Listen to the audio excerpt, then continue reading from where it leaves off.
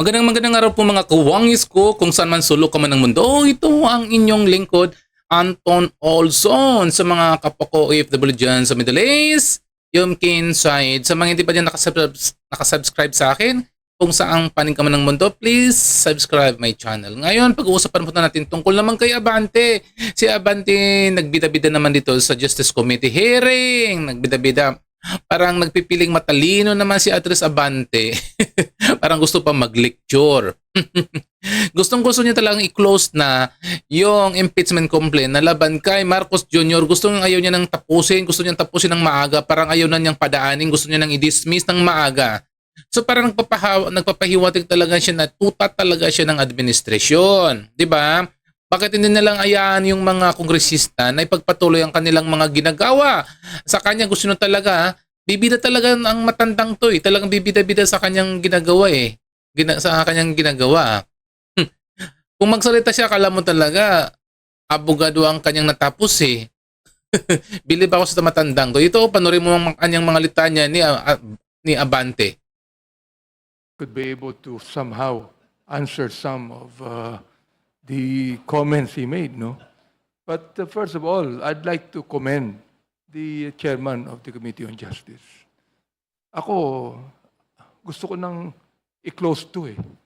Pero the thing is, the chairman of the Committee on Justice would like to, yung himayin po niya ang kasong ito. Oo. Para hindi naman tayo sabihin ng taong bayan na minamadali po natin ito. So I really would like to commend the chairman of the Committee on Justice in being fair in doing this. Hindi ko po kinukuha yung suporta niya. Ha? Ngayon ito. Before I go to the sufficiency of substance, hindi po ako abogado. Pero nagbabasa rin po ako eh. Di ba? Ito. There are some controlling doctrines and legal basis. Yan legal basis, no? When the issue concerns sufficiency in substance. Ayan. Number one, an impeachment complaint.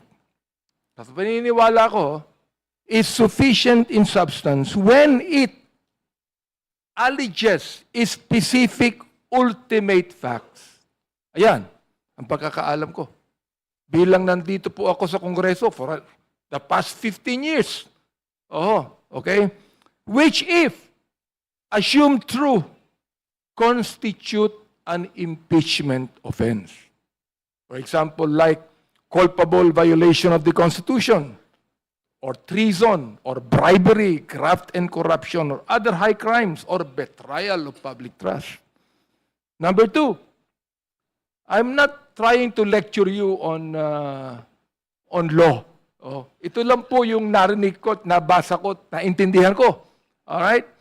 The following must be present. For example, like identification of the respondent. Diba?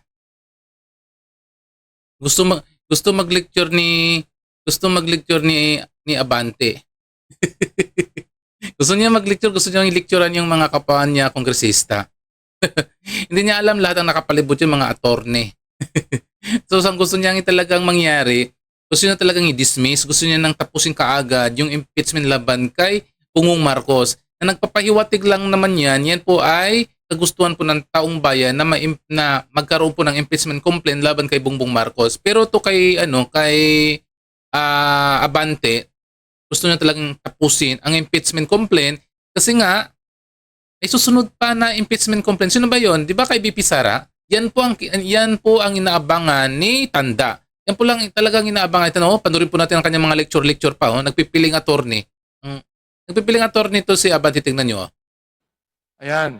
Number three, a clear link between the acts and a constitutional impeachable ground.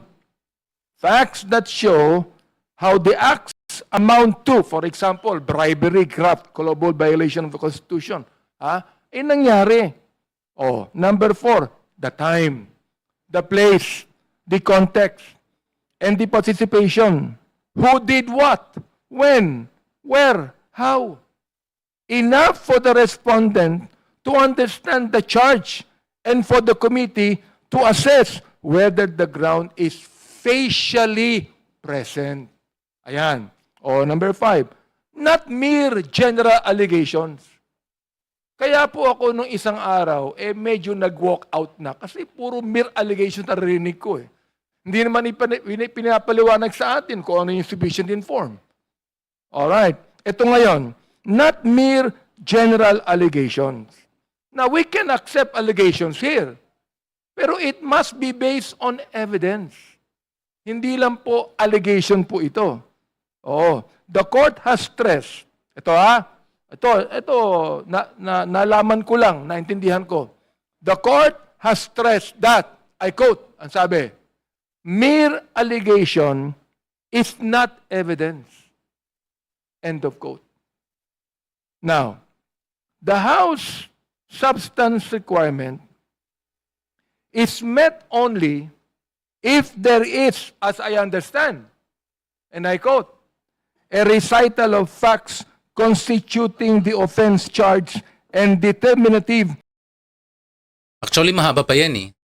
Kaso lang, kung papakinggan mo, parang pabalik-balik lang ang kanyang sinasabi eh. Yung parang akala mo nagdi-lecture talaga eh.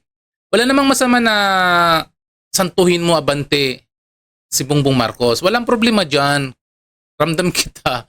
Walang problema kung sasantuhin mo si Bongbong Marcos. Pero wag mo namang ipangalandakan dyan sa Justice Committee na ikaw mangunguna, hindi ka naman chairman dyan, ikaw mangunguna, nasasabihin mo na i-close na yan o dismiss na yung impeachment complaint laban kay Bongbong Marcos. Which is hindi yan dapat yan.